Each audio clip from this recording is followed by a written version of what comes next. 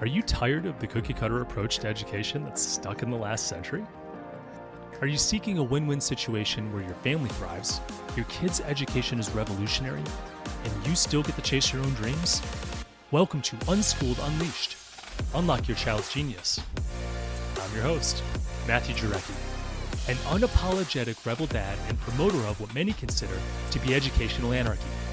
You know the world isn't going to be won by those that just toe the line. It's the innovators, the visionaries, and the resilient spirits that are going to thrive. Our mission here is to forge those world changers within our very homes with less stress, energy, and time. Unschooled Unleashed starts now. Welcome back to another fantastic episode of Unschooled Unleashed. I'm your host, Matthew Jarecki, and today we're going to talk about grammar. Yes, something that's very difficult to teach when you're unschooling. So this isn't a very long episode. I didn't have a lot to say on it because I kind of think it just takes a long time to do. I think it's just going to be repetitive, exposing the children to good grammar. But I do have some practical tips that I hope you find useful, some of which I'm doing. Others are just things I found on the internet, as well as things that I know other people do and stuff that I just thought of. So take it for what it's worth. I hope you find this episode valuable, and let's dive in. All right, let's jump in. So first, I want to talk in regards to grammar about language immersion in daily life.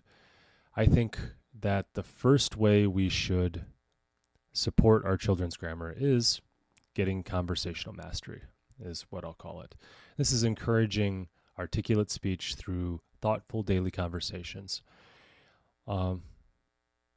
We also can read aloud together, and a lot of parents read with their children, and this is another way to really get good at grammar.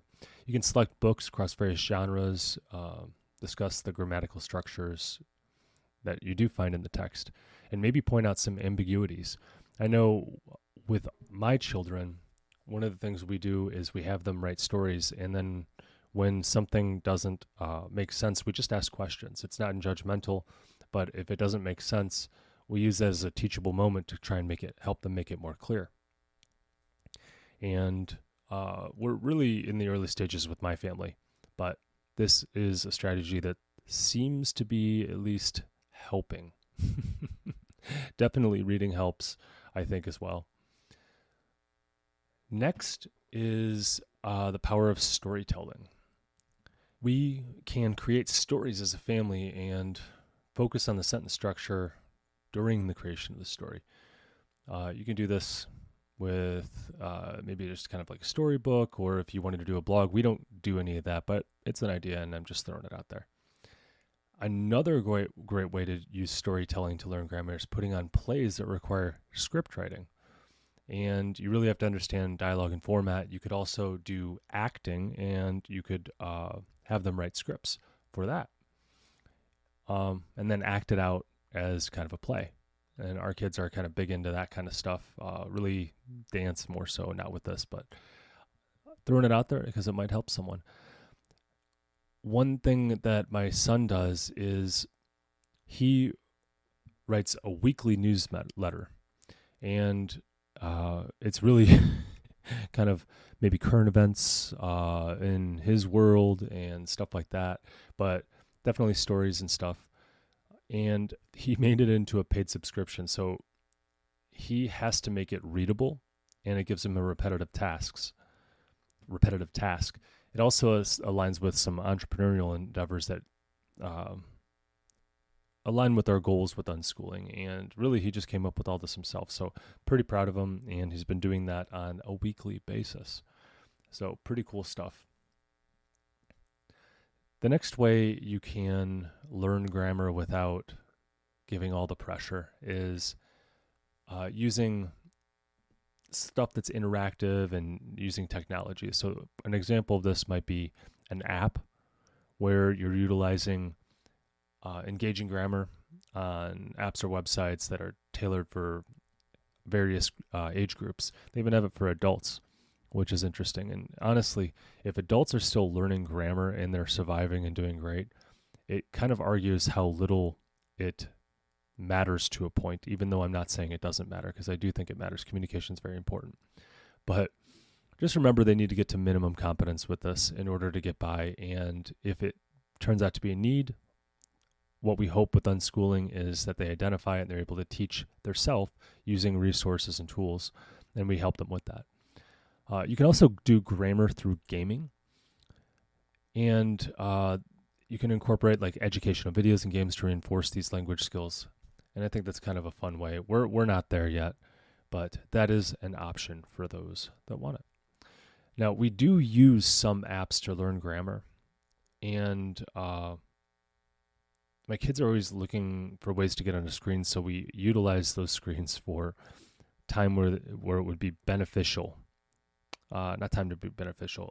The activity would be beneficial if they're going to spend time on a screen.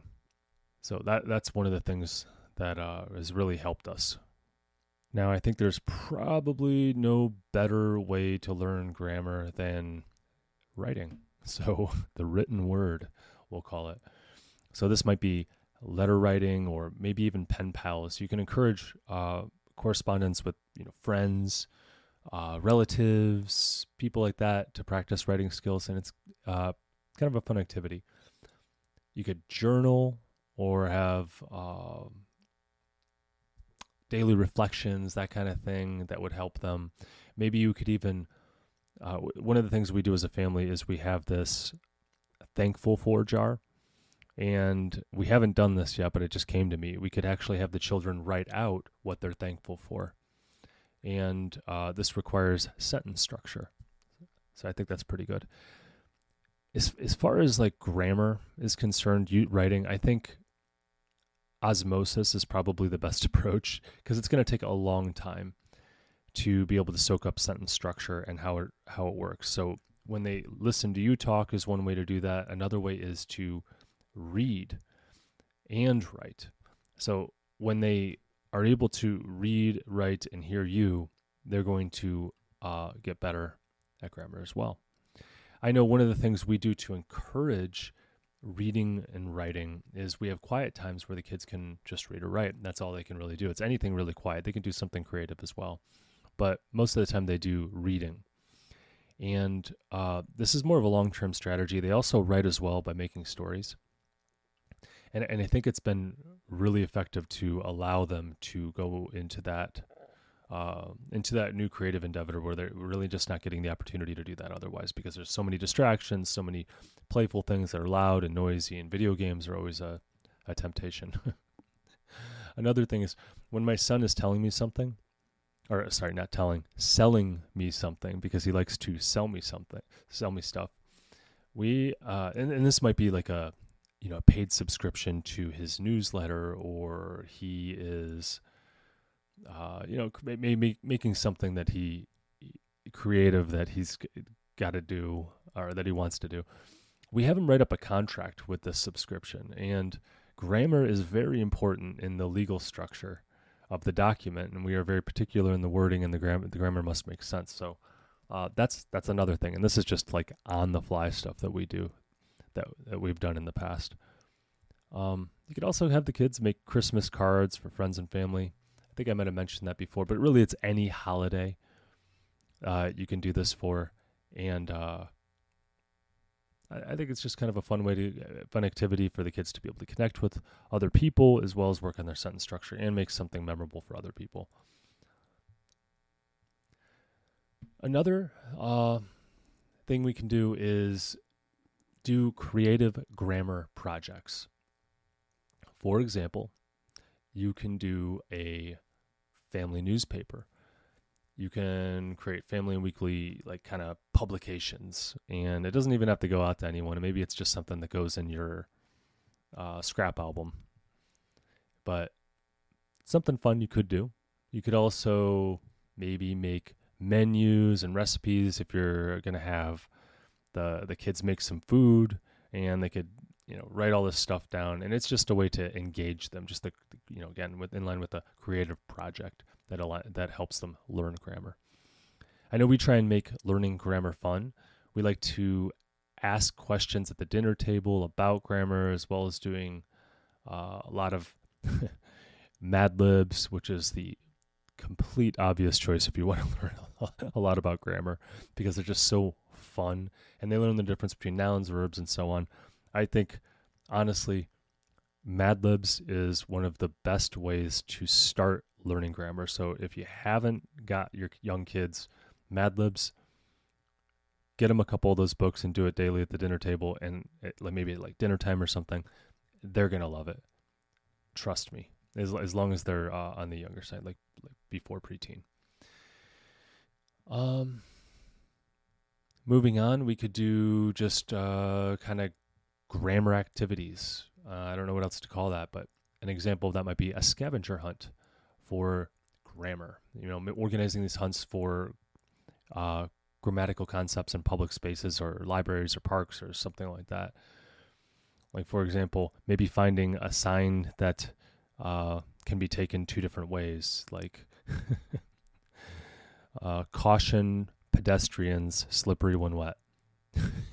I saw this one when I was searching for incorrect, grammatically ambiguous signs. It's like caution, pedestrians, slippery when wet.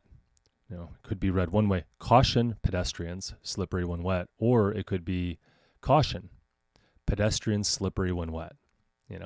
Something funny, something entertaining. Just throwing it out there. Hard to find that stuff, but maybe if it's an ongoing game, you could definitely make that work. You could even take it to the grocery store, identifying grammar on packaging and signs, and maybe asking questions about, why they might have said it that way, use that grammar in a sense. I know we model correct grammar with our speech, and when we read stuff to them out there in the world, like say at the grocery store, we're going to build the framework, but we can also read it wrong and make it kind of entertaining. I know I like to mess with my kids in that way. So just another thing to throw out there. Another thing you could do is mentorship and workshops, and you always have this opportunity, but participating in writing workshops or sessions with authors and editors, really just having them dive into those kind of creative projects where they have to learn grammar. Really, when you focus on these workshops, I know I took an English class that really helped me build a framework for this. You want to focus on mastery. That's really what you want to do, because if you can get to the level of mastery with your grammar, then you're learning a ton. Odd story. When I transferred schools, and I ended up having to retake my original English class, my first English class. It was like a basic English class, even though I'd already passed the next English class. It's like I got a C plus in English 1, and English 2 I got an A. So I didn't have to retake English 2, but I had to redo English 1 since I transferred to the school. And English was like the first class I took, and I didn't do very well my first year in college because I didn't take it as seriously as I should have.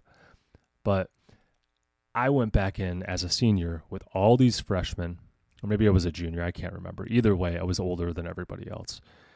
And this teacher was super engaging. It was actually one of the best classes I took outside of my program that was teaching me how to, it was a healthcare program. Anyways, he had us write one paper, and that's it. There was no additional papers. There was nothing. And he told us in the beginning, us on the first day, you're only going to write one paper, and that's it. But we did revisions along the way, and then we'd flip it, and we'd learn how to do interesting things with the story itself, like taking the first paragraph and the last paragraph and just flipping them, and just crazy techniques like that. And then using all these strategies. And my point